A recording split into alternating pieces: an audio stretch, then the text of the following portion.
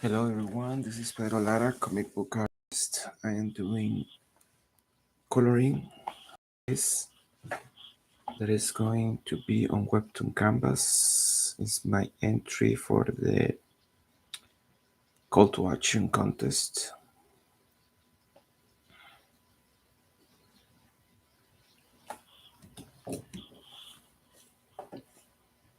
Call to action contest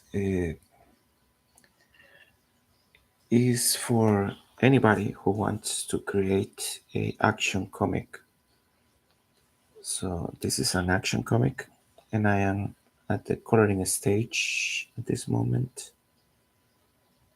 So let's keep doing this, and this is going to be a real-time drawing session.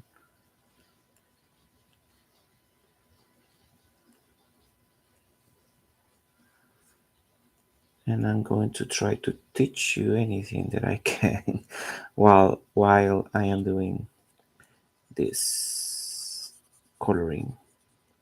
What I'm doing right now is the flatting, which is just setting up the main base colors for each area. So this is going to be like the base color for the hair, and eventually I can add some shading to these base colors, but I think this hair already looks nice like this, so probably it's going just to stay like that. uh, with the base color and black always makes everything looks better. You cannot go wrong with black.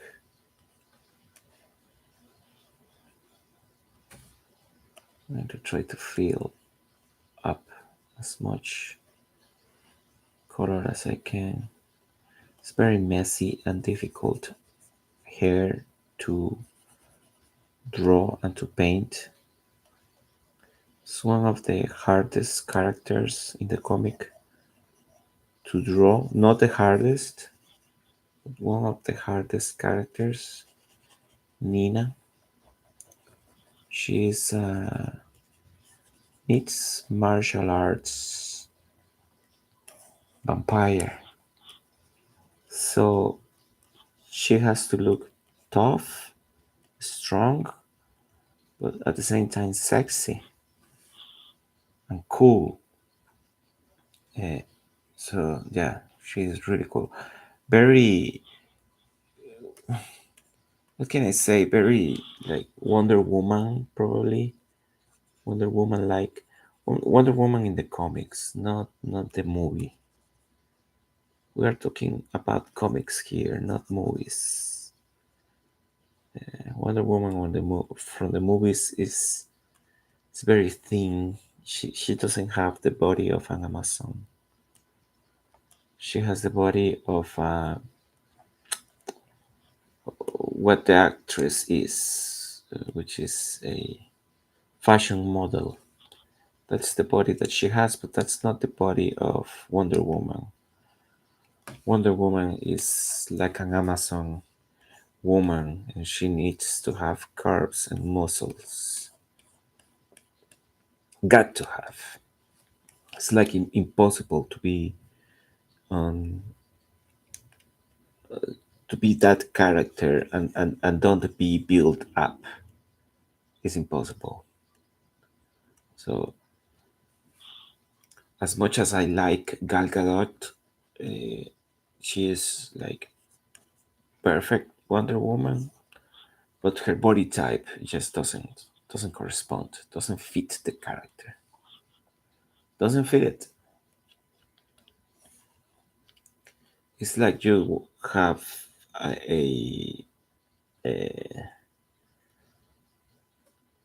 what was the name of this character in Spider-Man and also Daredevil that he's fat. This fat guy from La Mafia, from the Mafia. It's like having this fat guy and cast a very thin actor. like somebody like Edward Norton. Fisk, I think is the name. Fisk, something Fisk. You don't want to do that. What's the color of her nails?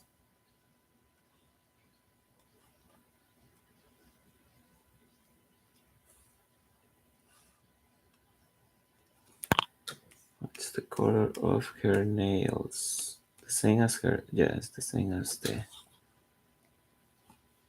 mouth. I was doing an illustration for her face, how she would look without the bright loose hair. I may not keep it.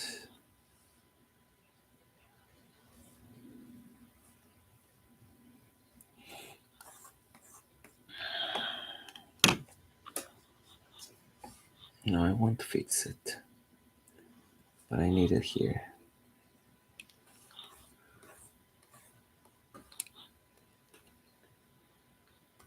Yeah, it's like casting.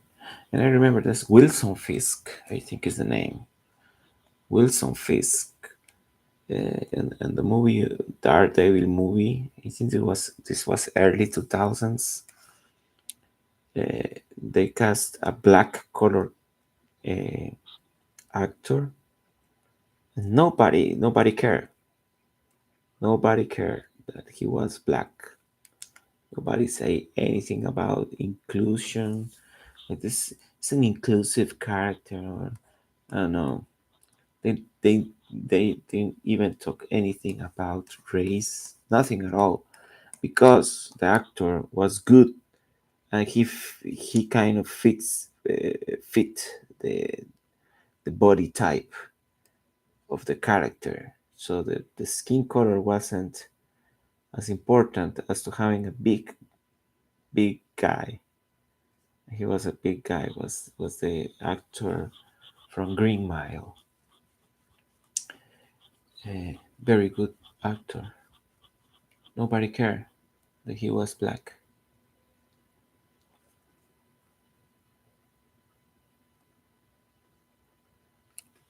But the body type was there.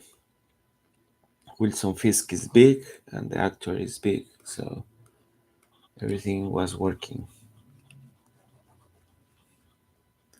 Okay, so she's like a Wonder Woman character type of body type,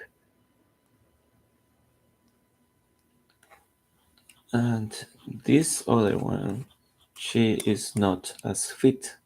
You cannot tell here, but she is not fit. You can tell it here. Like see the difference on the legs, the muscles, how she has like more meat here and she doesn't, and she has like six pack and she has like a soft skin, soft belly, so that they are built different builds, and they have different body types for different characters.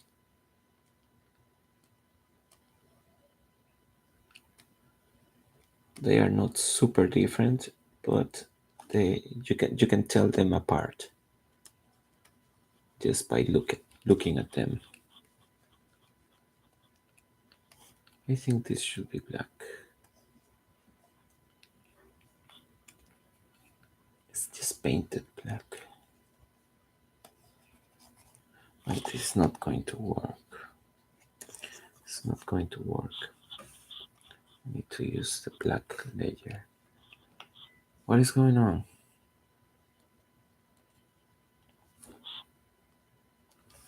Why can it? Ah, okay. I wasn't using black. Okay. So I am using Clip Studio Paint, and this tool is the Fill Bucket tool. This fill, and it's super smart tool. is super smart. Like I love Photoshop. Pocket tool is useless. It's completely useless. I never use it. It's a waste of your time. And this tool is so smart, is so powerful, so convenient, and using it probably 90% of my coloring depends on this tool. You will see it.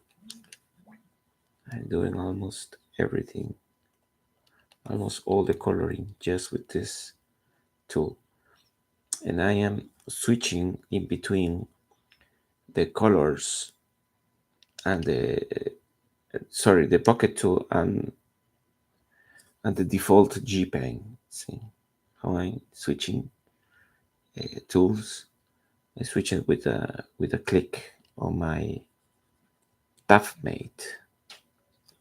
TabMate is the name. File TabMate. Yeah. Settings. Is this? You cannot see it. Ah, no, you cannot see it. Why?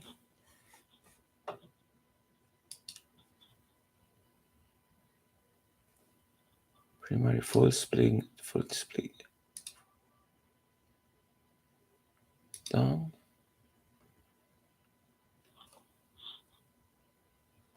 Hmm. This is so weird. I think probably the people on YouTube can see it. Let me see this. Let me check. Yeah, people on YouTube can see it.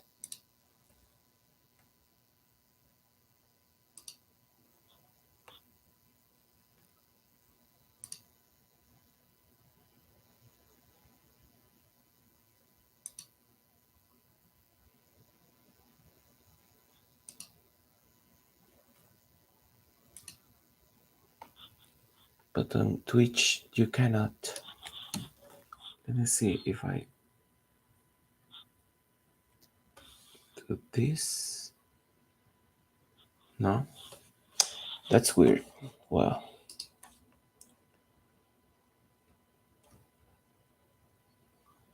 don't know. Don't know how to do it on Twitch. Okay. Well, the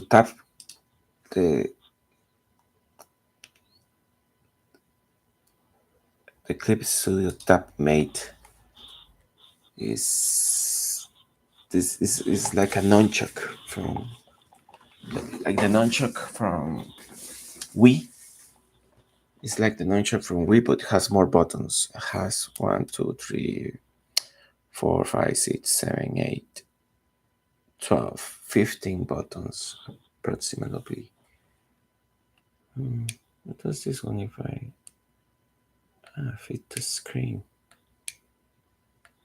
That's why I never use it. Okay. So I have that nunchuck on my left hand and I switching in between tools very fast. It's like having a keyboard. It's the same. It's a replacement for the keyboard.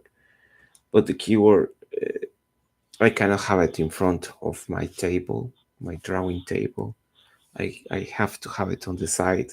So I have to extend the left arm the whole drawing session, and it's going to be devastating for your shoulder. So that's why I get one of these. And I didn't have it. I didn't have one when I did all the inking and the drawing. So I was already used to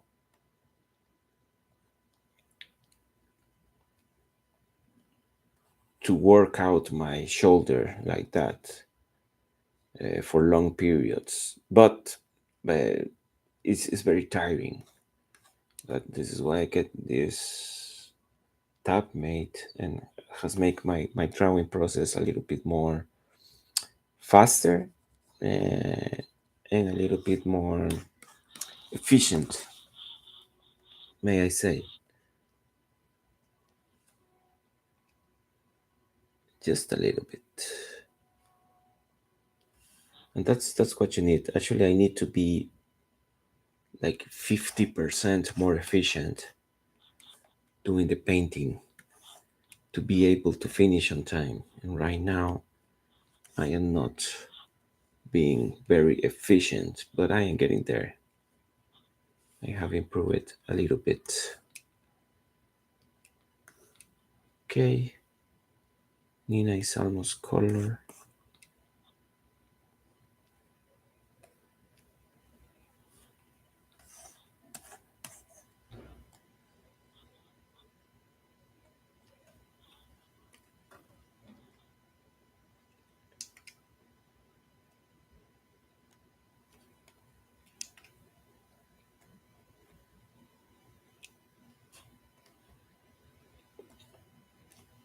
Yeah, she's very complicated to complex character to draw, to paint.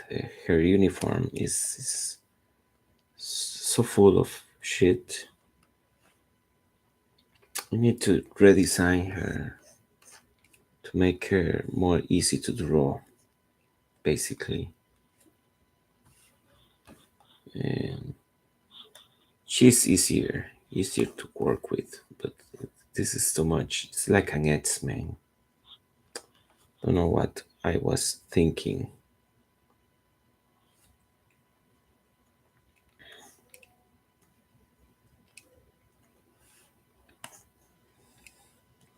Probably I was thinking I want to make her like an X-Men. Yeah, probably that was my train of thought. No. Yes.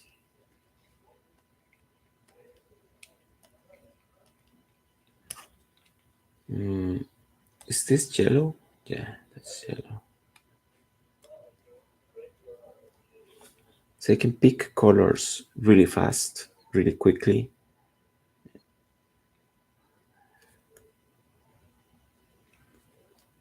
almost without thinking. Sometimes I have my right hand is faster than my left hand, and I make mistakes.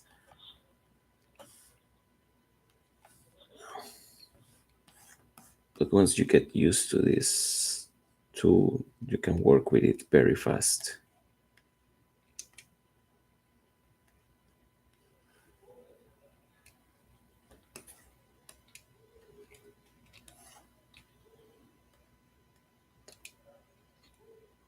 And in fact, it's fast. It's definitely faster than whatever method that I have to work in the past with comics.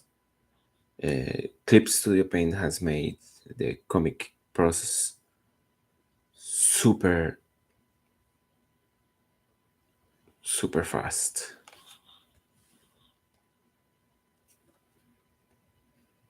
It's the greatest drawing tool. Not sponsor. I'm not a sponsor. I wish, but I'm not. By Clip Studio Paint, I think is the greatest drawing tool ever made.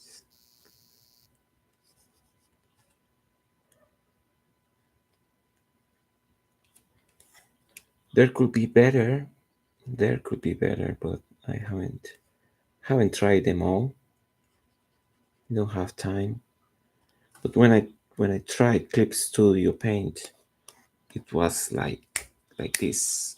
Immediately, I understood everything that they were using and how they were using it, and very intuitive. And why those tools are there and what they wanted to do with. It's like they understand the drawing process of a comic book artist and a mangaka, manga comic creator. They understand the process very well. So they created this tool that accomplish a lot of things into that process. So if you already were like doing a lot of this stuff with traditional media, like real colors, pencils, or markers. Most mangakas use markers like Copic markers. I use Prismacolor to color. It's very cool. So all those traditional media tools that you can use, they transfer them watercolors for the backgrounds as example. So you can have backgrounds that looks like this or like this. This looks very anime, very manga, very anime. So those watercolors, if artists were working traditional and you switch to Clip Studio Paint, you feel that you are still working traditional. The output is basically the same. Everything looks the same, has the same look, same feel, but you're doing it faster and digital. So it's just badass. It's just badass design. It just works. It's something I like. For things to fucking work. That's it. That's all I ask.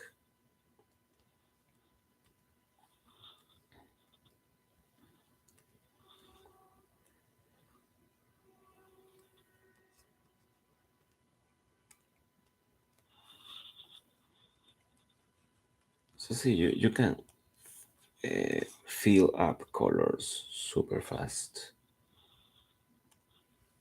This process, the flattening, before I have sometimes I had to pay for an assistant that is going to do the flattening while I am doing the actual real colors. Uh, Having paint his gun, hair gun. The actual real colors. Well, the shading, not the real colors. It's part of the real colors, but the shading. And sometimes flatters will just flat in whatever color they think, like this uniform. They can do it pink or red. And it doesn't matter because the flat in the flattening stage, what it matters is that the uniform has its own color, and that's it. And you then after you can change the color to whatever you want. So the flatters don't care. I do ask my flatter to keep it within the color palette. So they are almost doing the colors, almost doing the colors. Uh, so when I get to do the final colors, it's almost ready. It's just flat. So what I'm doing is not the colors; it's just the shading, and in this case, it's cell shading. Why is taking so long to load? Okay, this is hair, and this is hair gone. It's like blue. I'm going to close this one. It's nice, but I did it in like 10 minutes. I can do it again. Let me know in the comments if you would like to have that drawing.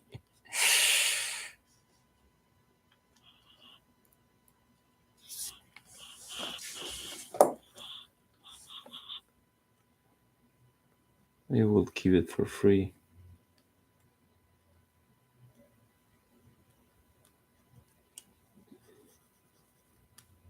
Ten minutes drawing.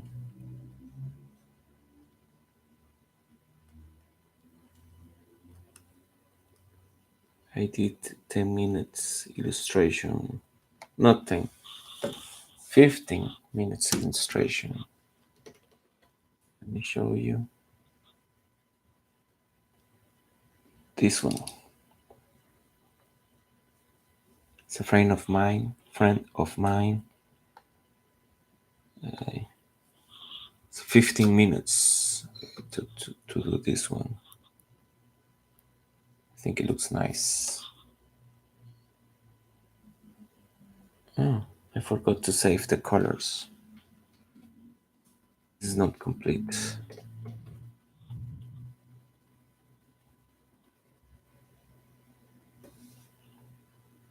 This is complete.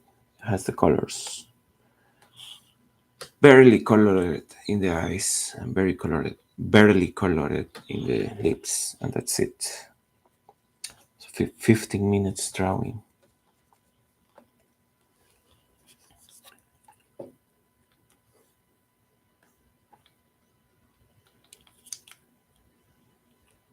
Okay.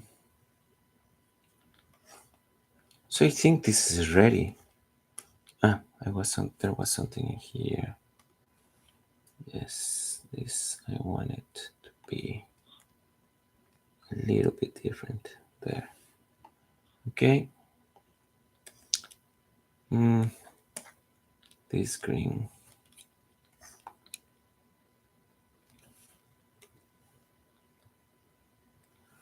And this should be something like this.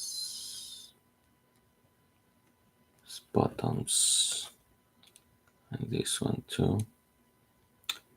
This is like ready, I think. Ah, there.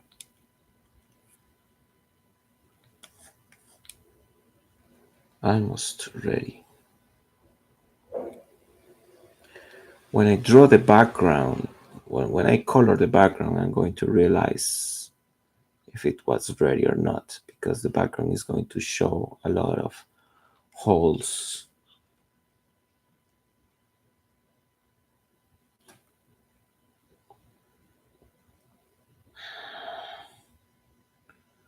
A lot of little gaps. This background. Let's color it. Control Shift. Background color. I want a gradient for this one. Probably sky. Something like this. I think this is perfect actually. This is done. That was the background. That's it. I think this is perfect. It's exactly the look and feel that I was looking for. It's exact. What is this line? What is this? This color? That's color. That's weird.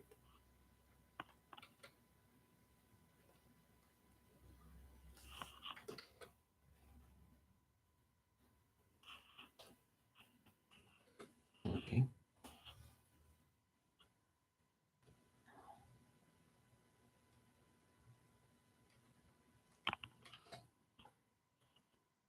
Mhm. So this is colored. Now I have to shade it. So this is like the artistic part, the shading.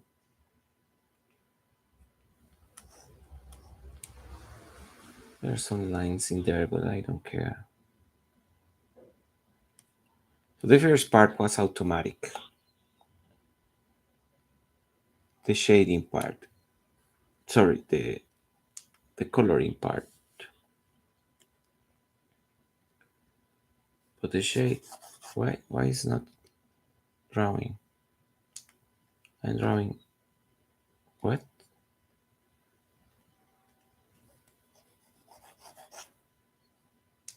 Does this means? Does this means the color is here? Weird. I don't know what is happening. Okay. Boom.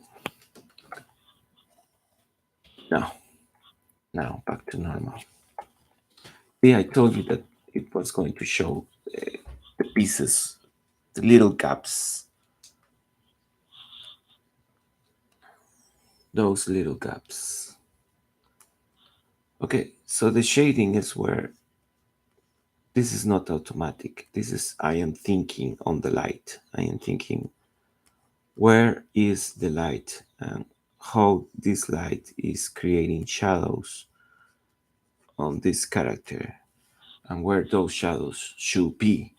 So I have hinted where is the light in the inking process. As you can see, there are some shadows here and some shadows here. The direction of the shadows, even some shadows here, this tell me that the light is coming probably this way. And no wonder is up. It's basically the same angle of the whole composition, right? So the composition and the light is basically the same. It goes like this.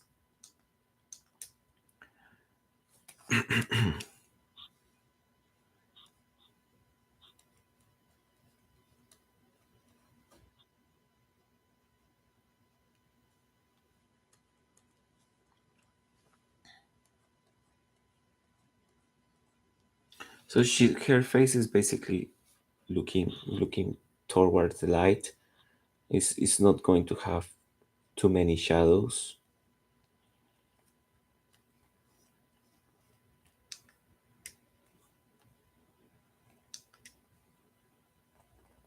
But this part definitely is going against the light. Boom.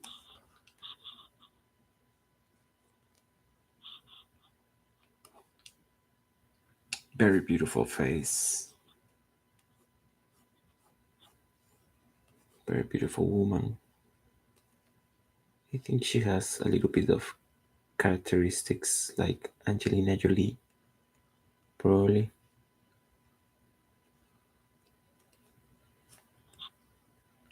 Okay, so the light coming from the top, her ear is going to create some shadow in there. See? So this is more artistic interpretation of the light and how dramatic the light looks and how dramatic the character looks against this light. So the other process is just fill up skin color, everything that is skin tinted with this color, everything that is leather inked with this color, and so on, so on. So it's not very artistic, and anybody can do it if you have a color palette and you understand to use these tools like the Clip Studio Paint in this case. You don't need to have any artistic knowledge. You are just filling up colors. But the coloring, now we're talking. Now you have to understand the volume, the muscles, the anatomy, the light, how it is, how it falls into the skin, and what is going to look like.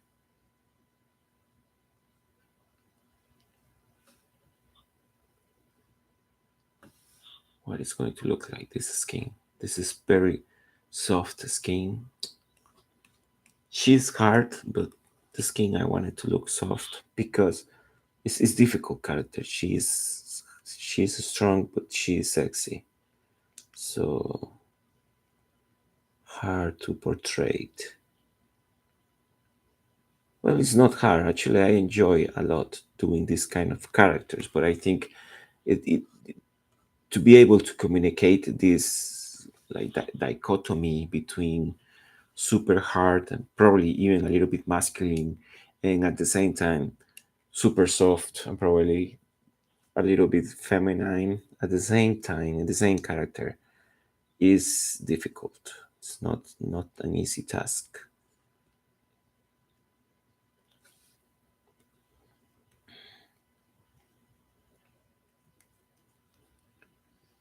I wanted to be like what I wanted to say with this character. I didn't invent it, the character. I didn't create it. Just created the design. But when I was doing the design of the character, the character creation was done in the scripting. The scriptwriter invented this character. He just told me I want a vampire with mixed martial art gloves, and they are supercharged with electricity. and I thought that was the most badass thing somebody has invented. So I was like, hell yeah, I love this character. But when I passed that first description of the character, I need to create it, right? I need to draw it. There was nothing, only only text. So when I created the look and feel of this character, I was thinking on that she's going to be super sexy and super strong at the same time. So she will have muscles, but not too much. She will have nice curves, nice legs, but they are going to have muscles, but not too much. So it's a mix. Probably how She-Hulk looked, the early She-Hulk, not the later one, not the later super woke one. That one just looks like Hulk. That doesn't make any sense. Like, why you want a character that is just Hulk, but is a woman? Ugh. No, no, no. She was cool before. She was sexy and she was funny and she was strong. They didn't have to make it like a man. Oh, but they have to copy and destroy everything. That's what they do.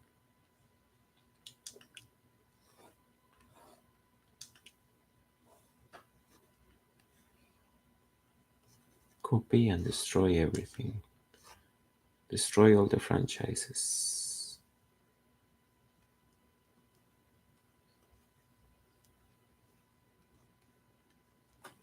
That's why we need new franchises, new comics, new heroes, different heroes. Everybody's going to be sick of superheroes very soon. Very soon.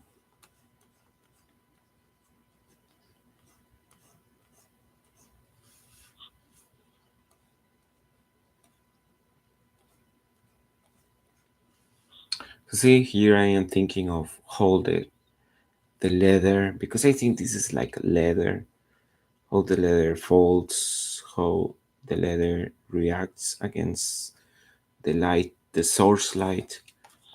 So it's a little bit more artistic, the process.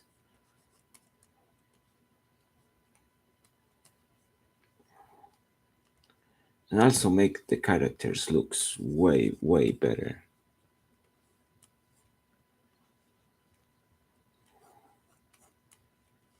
I think the problem with webtoons, this is for webtoons, right? For a contest on webtoons, I am not a webtoons creator, I am a canvas creator. What's the difference if you don't know?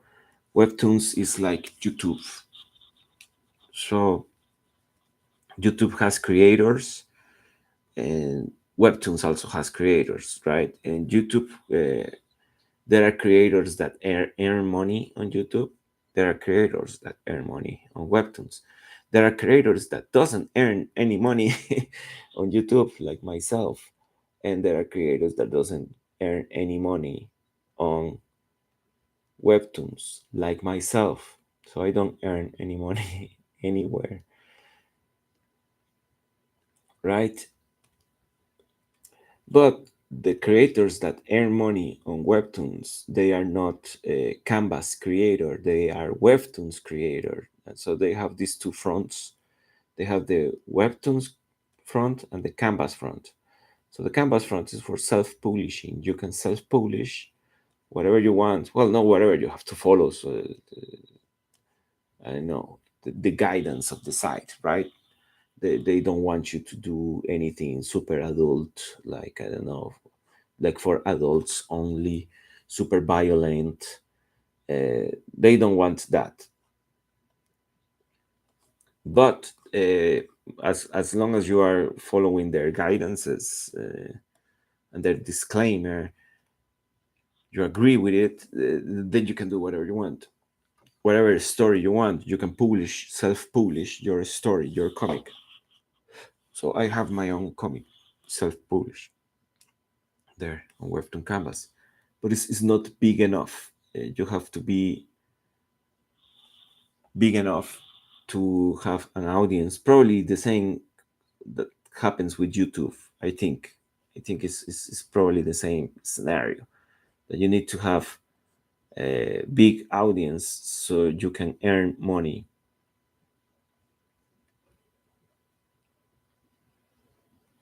So I don't have any audience at all. Well, I have some audience, but it's like 40 people. 40 people is nothing. I think you need to have. I think it's 1,000. 1,000. So I have 40. It's nothing.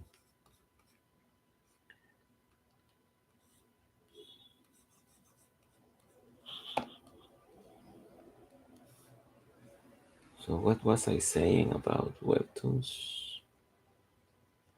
Ah, yeah, this is for webtoons. This is for webtoons. Okay, yeah, now I remember. This is for webtoons, for the contest. They have this contest, and the contest wants you to create a comic, web comic of action, an action web comic.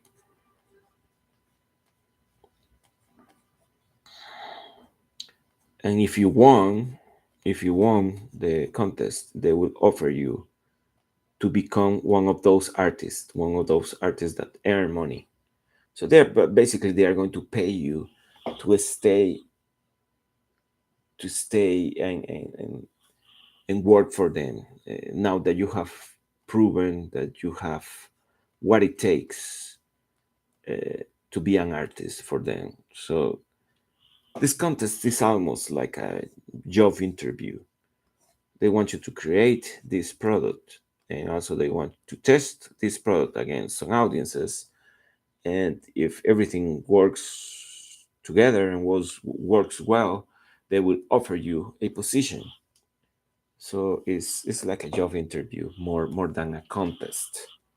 I think. Well, I see it myself that way, that I am applying to work with webtoons. I don't understand some people. Well, I do understand why they are doing, but some people say that they don't, they won't be able, even if they win, they won't be able to work with webtoons. So if they win, they have to reject the price, because for you to accept the price, you need to sign in with them, sign in a contract with them. And some people say it's like, oh no, I don't think I can do that because I have my job and I cannot work. So why are you why are you applying? Why are you applying? No, but I understand everybody can apply. They are doing it for fun. They are doing it for fun. That's completely valid. That's completely 100% cool. I'm 100% cool with that. I don't care. You can do whatever you want. But I think that they are not taking like the best approach. And sometimes people get mad, like, oh no, I don't like the one who wins. I should have won because my entry was better and looking good, and this and that. But those were the same people that say, I know I cannot work professionally. I cannot work 100% on this. So no, thank you very much. That part I don't understand. That part I don't understand. Or you are doing it for fun, or you are doing it for real. Because if I am doing it for real, and when they choose the winner, and or the winners, because it's like top 10, the top 10 winners. And if I don't agree with what they choose, because I feel, I don't know, that there was some bias, or I don't know, like the the panel of judges, I don't know, make poor decisions, or the worst that I can imagine, make political correct decisions, then obviously I'm going to oppose, because I think it should be a meritocracy. Meritocracy. So the best artists, the best storytellers, the best comics are the ones that should win. I think on merit. They should win on merit, not like on, I don't know, if I have more following on social media. I don't know if that's the merit. So then make a contest about who has the bigger following. That's it. That's the contest. Who has the biggest following? Thank you very much. So I know, if that's the contest, I know I should not uh, participate, because my following is non-existent. So I will be like, okay, good luck with this contest. Thank you very much. See you later. I don't care. I don't care, because I don't have following. But that's not the contest. The contest is create an action comic that it reads, and it looks professional. Okay, okay, that's the contest. Okay, let's do it. That sounds like a lot of fun, and sounds like something cool that I can do, that I can participate. So that's why I'm trying to do something here. Let's do something, some action, some cool character design, some cool shading, some cool presentation that make it look like a professional comic. I think I can do that. That may engage male audiences. I think that's what they are looking for.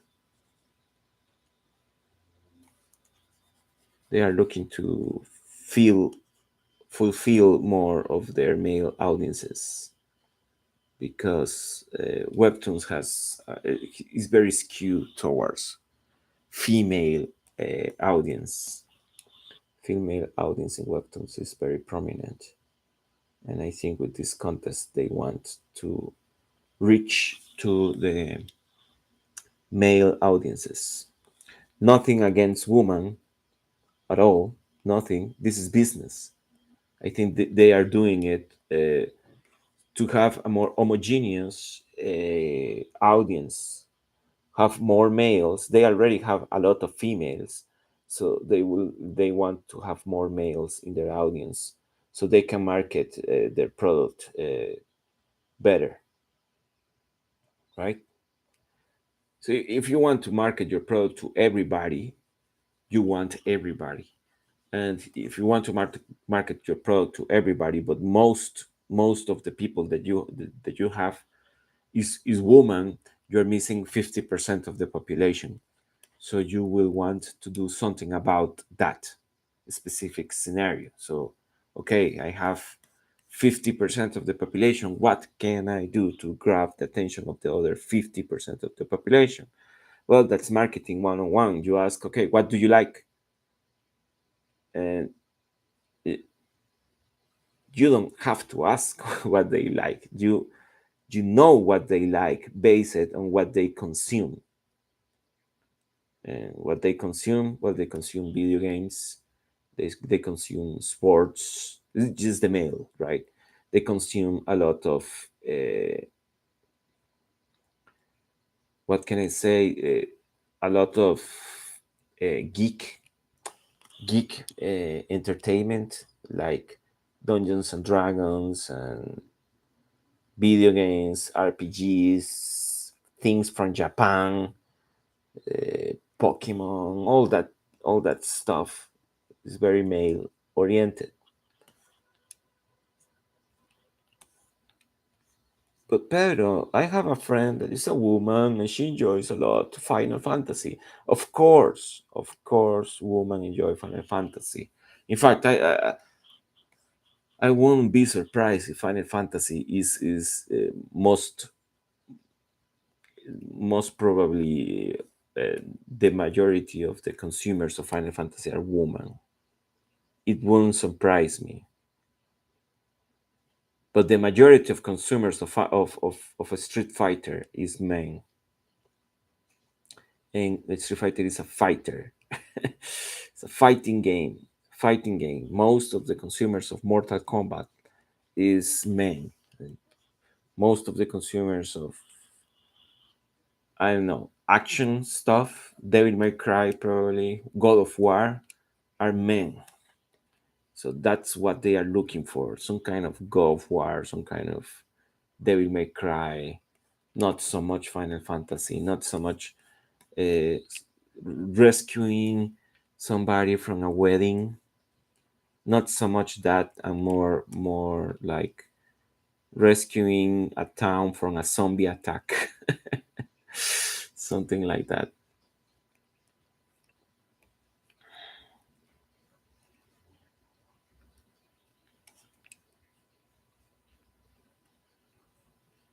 So you got to understand the audiences. I think that is the other thing that they are looking for. Like, does this artist understand the audiences, understand the segmentation? Does this artist understand what the hell is he doing? Because sometimes you don't. Sometimes you don't know what you're doing.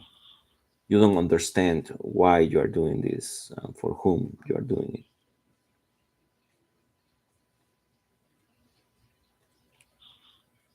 Okay.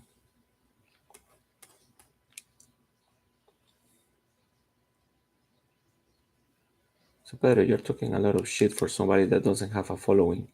Well, yes, I don't have a following, but that doesn't mean that I don't understand the marketing. I have working on marketing for many years for many companies, so I understand what I'm saying. I understand too that to have a big following, you need to do a lot of marketing stuff that I am not doing because I'm spending most of my time doing this, doing art, and it's very difficult to do both, to go viral. In reality, the amount of people that goes viral is not as much as you think. In fact, it's probably less than 1%. Probably 1% of the 1% of the population goes viral. So it's not easy at all. It's not something that you can rely on.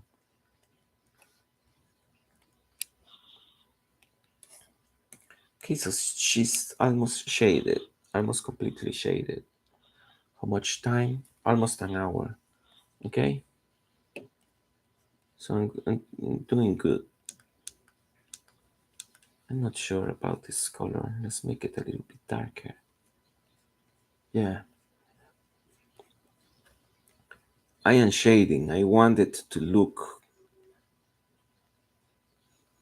I want this to look like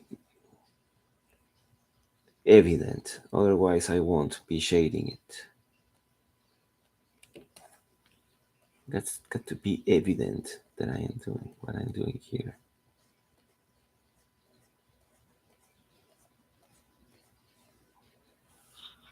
Okay, this looks nice. All the torsion.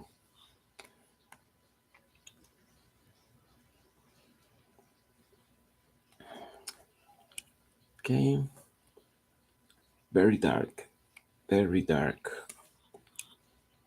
This is going to be like the reflection from the floor. No, not the floor, the environment around her.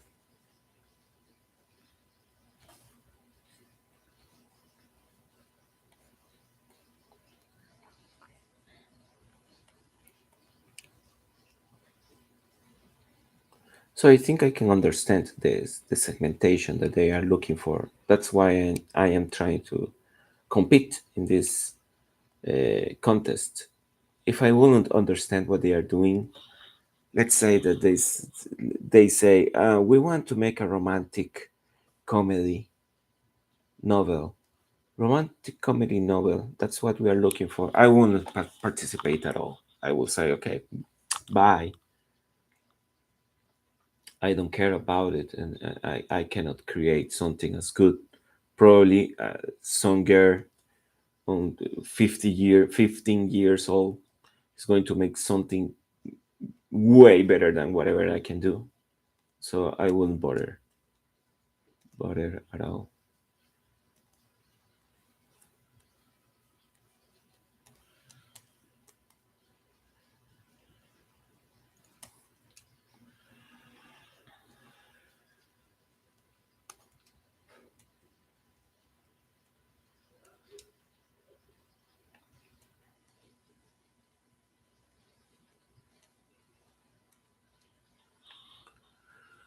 Okay, the gun I won't going to render it. This is just black. This is just black, and I am not doing very hard blacks besides these ones. But on the coloring, I am not doing something super hard. So whatever, just leave it like that. Also, she's not using it. She's not using this gun the whole episode. She's never going to use it. So it's just setting up these knives. Is there just for show. In the next episode, she's going to use the gun, but in this one, she's not. So whatever, whatever.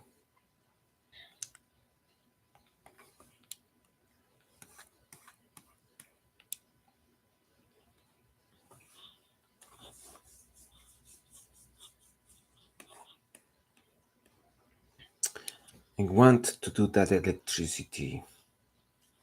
That electricity, I think, is going to be white.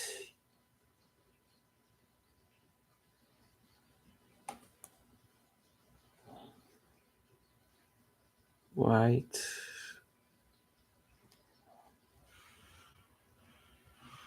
And I'm going to make a new layer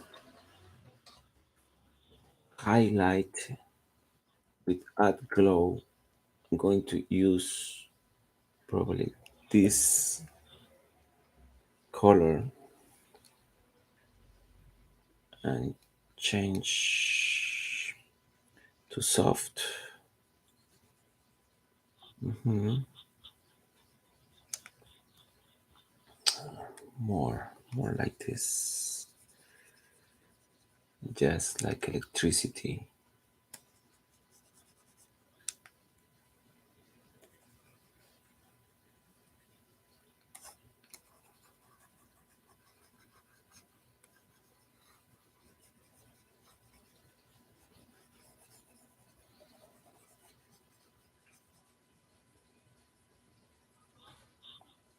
Does this works? It doesn't look like electricity over here because it's too white. Because it's too white. But if I change the background, let's change the background. Okay, so more like this. No, no. Yeah,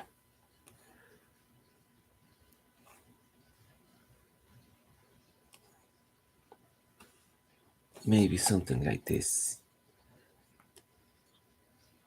So you can see the electricity.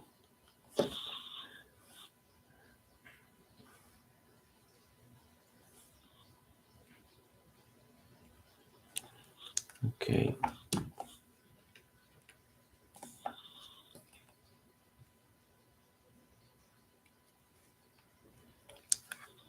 so the color is escaping somewhere. Ah, this one is the one that I need to. Okay, let's see. Yeah, yeah. So I'm going to use fierce first. I'm going to use hard color. I wouldn't mind if I go out of boundaries because eventually I'm going to use the soft color on top of it and make everything glow, right? But I want to feel inside this. I am just experimenting right here in front of you because I don't know what I'm doing. I didn't have this plan. So what I'm hoping is for this to look like electricity.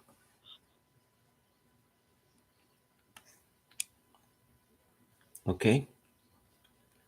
So now the soft, I'm going to make it more dense. So yeah. So it's very electric. The way it's reacting against the blue. And the darks on her glove.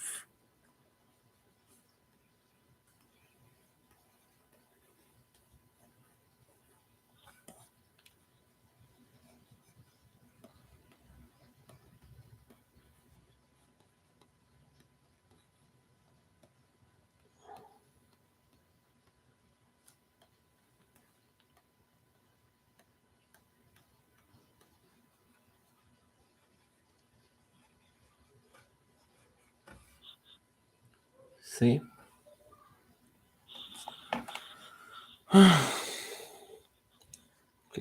Clip Studio Paint saving over my work. Okay. So I go over everything like this. What you need to do, why I get, why, or how did I get into like this, is because of my knowledge of how the different blending modes on the layers work, right? So I know the add glow is going to give me like this electric, like oversaturated lighting over the background, but this doesn't work like it's additive. All the additive uh, digital colors blend up to white. So the additive measures the level of brightness. So I'm going very technical here. So the level of brightness is how white this looks. So if you have this against a white background, which I can do it here, right here, you cannot see anything. It's invisible because it just adds up against white. So you can see the purple here in the globes because the globes are gray, right? But when I add the background, which is blue, then you can see it. And the more the color, the pixels behind it, what is happening is that this layer is reacting to the pixels behind the layer, right? So the in this case is the blue pixels. So if the blue pixels are darker than the 50% gray, 50% gray, which will be neutral gray, that it has is completely neutral, is not nor dark nor light, is 50% darkness. Uh, they will look even more bright against this dark. So if I go over here and I say I'm going to level this blue, this is a level correction, right? And I make it darker. The more darker I make this blue, the more lighter, the more brighter is going to look that electricity. It's going to pop up even more. If I go black, it's going to look super cool. And this is why you can see the lightning uh, in the sky. You cannot see a lightning in the sky in a bright day, because it's going to look almost invisible. But against a cloudy a storm in the night, it's going to look like this. See, that is what is happening. So I understand how the blending modes work and how the light works. This is how I get the effect right on the first try. I haven't done this before, not in this comic. So I did one lighting in other comic, but the lighting was in the night, so it was super easy, super easy. In fact, you may don't need some special blending mode. You can just have black sky and throw some purple on there, and it's going to look like a lightning. Okay, so I think that this effect is done, is ready, and I think it looks cool. It looks the way I want it to look.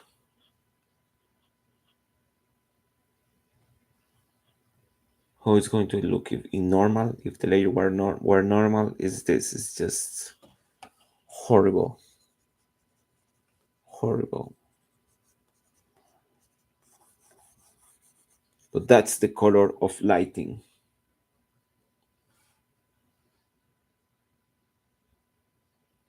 Glow. Very nice.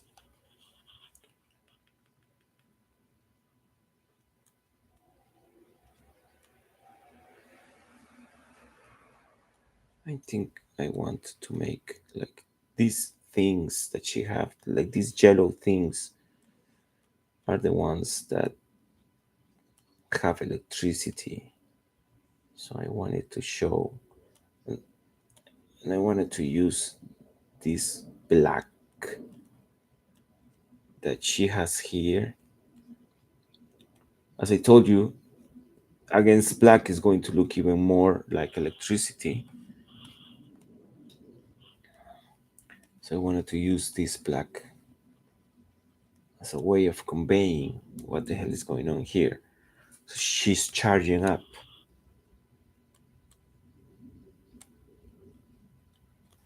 And another way to make it even more like electricity is to add white some parts. Some parts have white, and some parts should have like blue.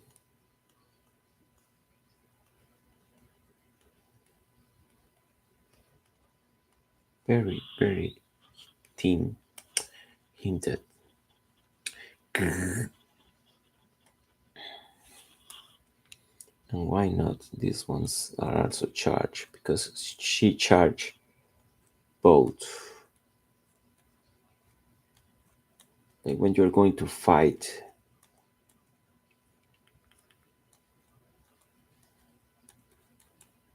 you don't just charge one arm, you charge both.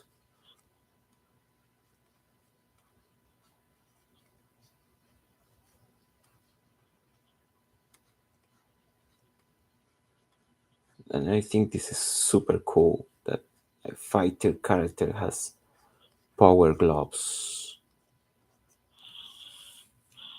So amazing. And I wanted all the charge to come from here. Here she have a magical spark.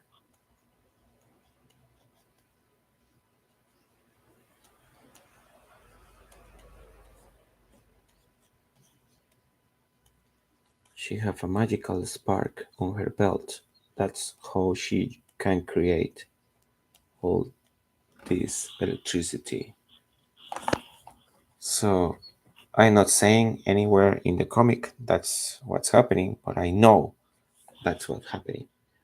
And I want to tell the story through showing it. Okay,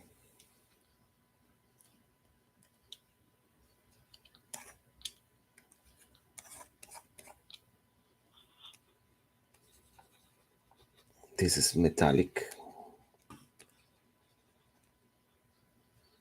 This should not be this color.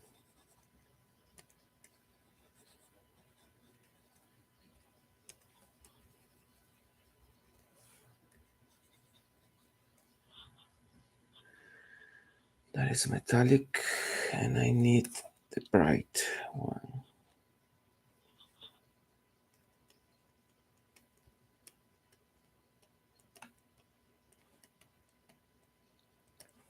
So I'm thinking if she hits you with this, it's going to hurt you.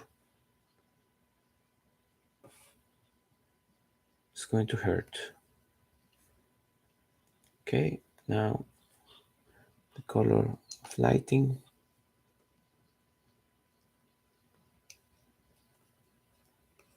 Very nice. I think this is too hot. There.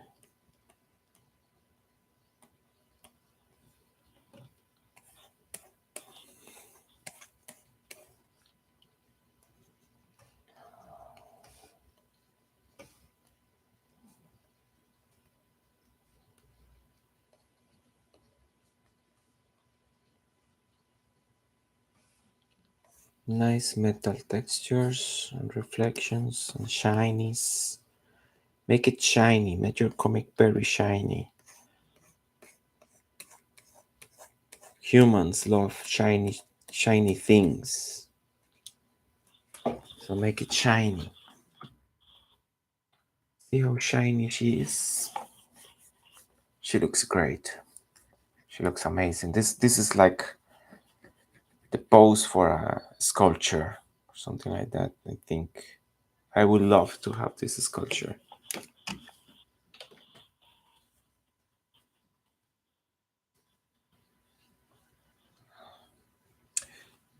I can do it. I can do a sculpture like that. I don't have time, but I can do it. If I had time, I would. Money, probably. Money, time is money. Money is time. Time is money. Money buys you time.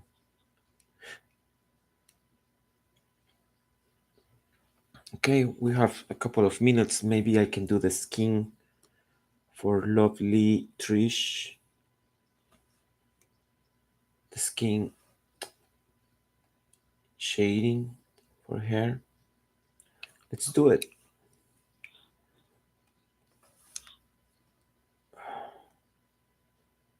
What is going on? Okay.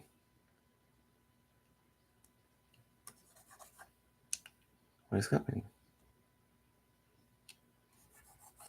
Yeah.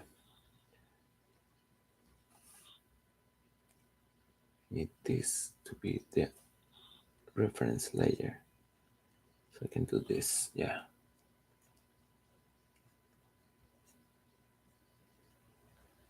So she is different. She is a little bit softer in my eye. My mind's eye. She's softer than Nina. And it will be it's interesting the way the characters are designed because personality wise Nina is softer than Trish. Trish is a little bit more confrontative, a little bit more even toxic, I can say. She is a little bit more toxic. Toxic femininity, something that exists. And yeah, she's not very likable character at the beginning, but I think she has some character development. I think that's something that you want to have on your characters, especially female characters, since we have a lot of Marisus in traditional, not traditional, in movies and in geek culture. We have a lot of perfect moments. So mm, I don't think it's a good idea to have even more. It's always has been a good idea to have flaws on your characters so your characters can improve. Something can be better by the end of the story. If your character is already perfect, well, that's it. Why are you telling the story? The character already has everything. It's like Ray from Star Wars. She cannot do anything wrong. So why are we watching this? Why I'm watching this movie? So she can piss out on all the Star Wars Star Wars franchise. That's it. That's what you want me to see. Okay.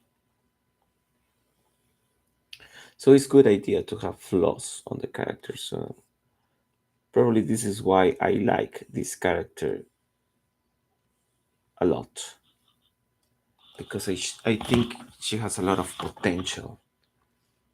It's a character with potential.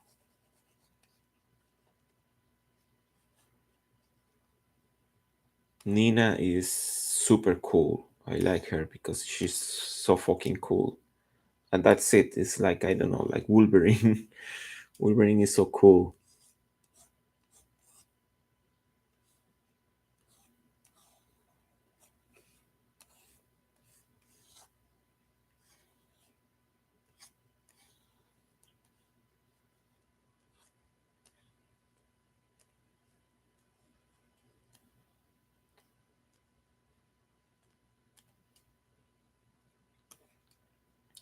Okay, still thinking on how the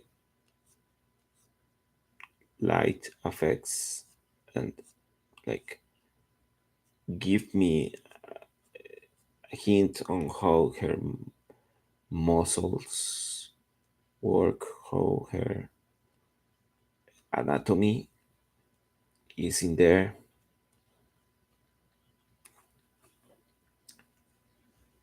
So with the drawing, like you define shapes and you define the character.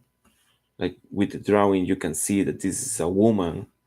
Even though if you don't have any colors, you can still see that she is a woman, right? So you define the characters, you define the shapes, you define everything.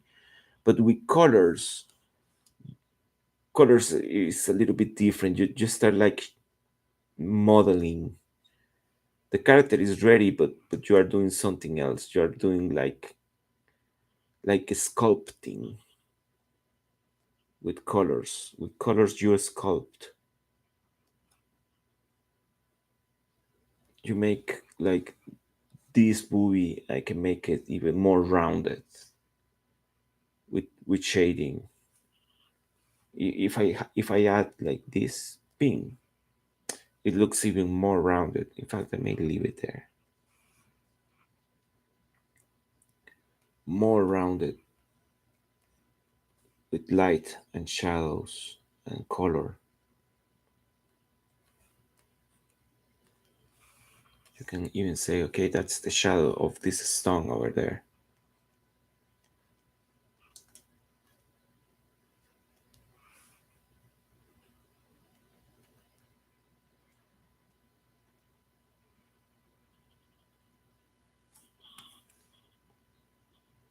Yeah, I may use this here, here, and here, and even here. Some people will notice, some people will not. The details are there.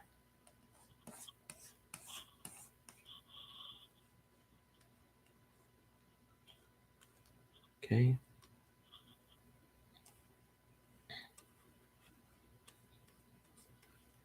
Yeah, so coloring, I think in coloring more like a sculpting. I'm sculpting this character and modeling like in clay. It's just faster, obviously, way faster. But it's the state of mind that I have. Like, see here, I I see the tendons. I see the tendons going down there.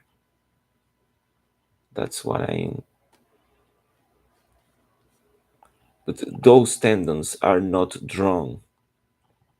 That information is not in the drawing, but it's inside my head. I know there's a tendon here. Boom. There. See? So with the light and the shadow, I could insinuate that anatomy, those tendons here, thing. So it's like the next level of detail for the same drawing that I've been working for months. For months. And this is the final stage of this drawing. More shadows of these stones, these rocks. See? Other thing that I like to draw a lot is hands. And I think the hands are beautiful. I love drawing hands. So I won't shy away never from doing some cool hands.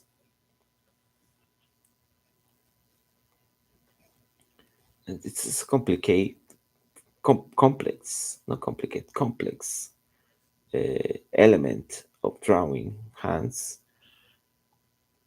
but it's very cool. So see here, there is nothing in here, no information at all, but I can make sculpt the tendon, the bones, all the information that I know belongs there into a simple shadow. And now this finger reads different. And now you read this finger like different like this. Like this looks flat, looks very flat, but I can make it look no, not so flat. Boom. Now it doesn't look flat. Now it looks like it has one side and other side. One side that is facing more towards the light, and one side that is facing more towards the shadows.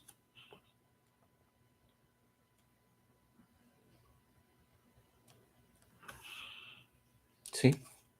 And if you complete the look of everything that is facing the shadows, facing the light,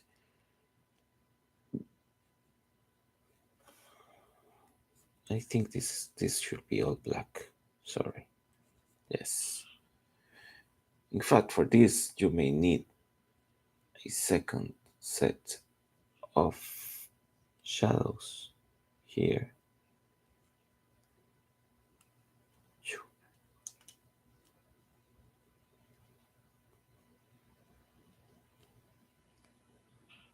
See?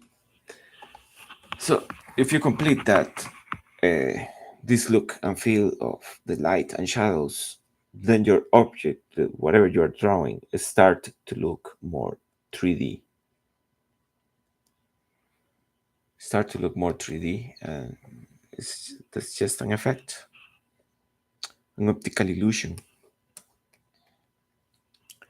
because this is just colors.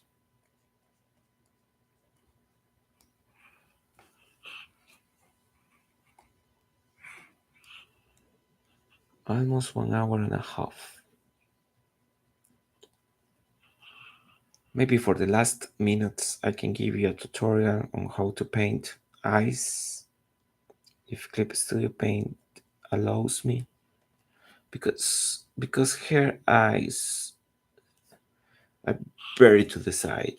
You barely can see any shading on them.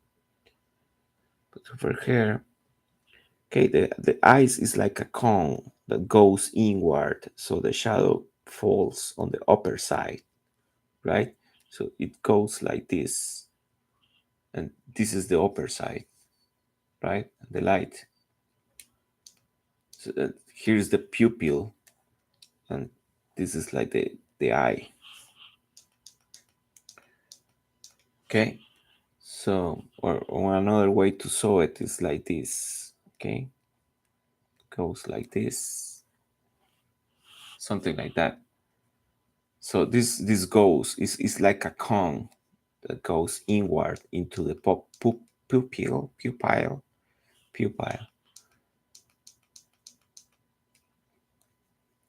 So you have shadows on the top part. If the light is coming from the top, you have shadows on the top part, and you will have highlights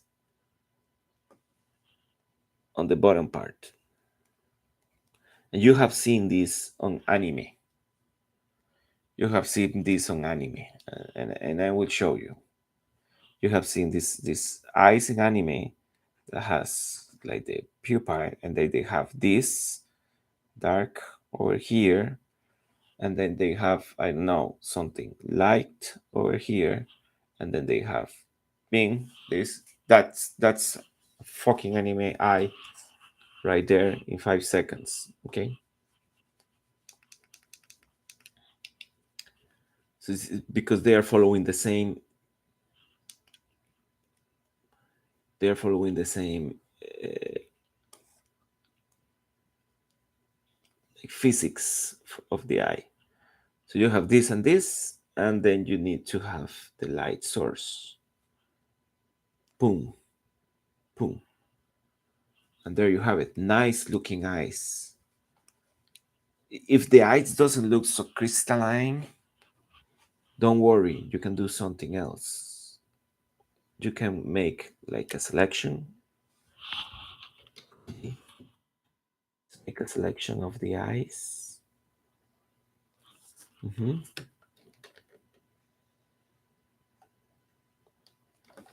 Okay, the eyes are selected. I'm going to hide the selection, but they are selected. It means that I can only paint over the eyes. Okay, and I'm going to make a level correction. I'm using the hotkey Control L. And with the level correction, you compress the levels. Compresses on the left, compresses on the right. Right. So this is the default, and you compress a little bit the levels. What you are doing is you are augmenting the difference between the colors and the contrast between the colors. And here you can make it lighter or darker, right? But as if I take out the preview, you can see the colors like this, and I'm going to show you the preview. It's a little bit more dark on the dark sides, on the dark places, and a little bit more bright on the bright places, and also the colors are more saturated, like the blue is more bluish, so everything looks more crisp, like more crystalline eyes. And you can take it to the stream. I think this is stream, but it's not so stream if you compare to some anime. Some anime, that's the color that they have. So this is where the image look like default, right? Almost like this. You can compress it into this. So that's the difference. Very, very highlighted. But I'm not going to do that because I'm going to use my highlights layer, which is the layer I use it here. And I'm going to select like the blue in the more saturated version of the blue. And I will just add some soft brush blue over there. And they are going to look very crystalline. That's how I draw my eyes. That's it. I'm going to show like the whole drawing over here looks very cool for the thumbnail. I'm going to just make a screen graph and say something here like real time drawing or something like that. And the drawing is going to look on the side, and that's going to help me to do the thumbnail for this stream. But that's it. I hope you enjoy it. I'm going to keep painting, but not streaming because it's very tired to paint and talk at the same time. And I hope I have teach you something, anything at all, at least how to paint eyes really quickly. And see you soon. Bye.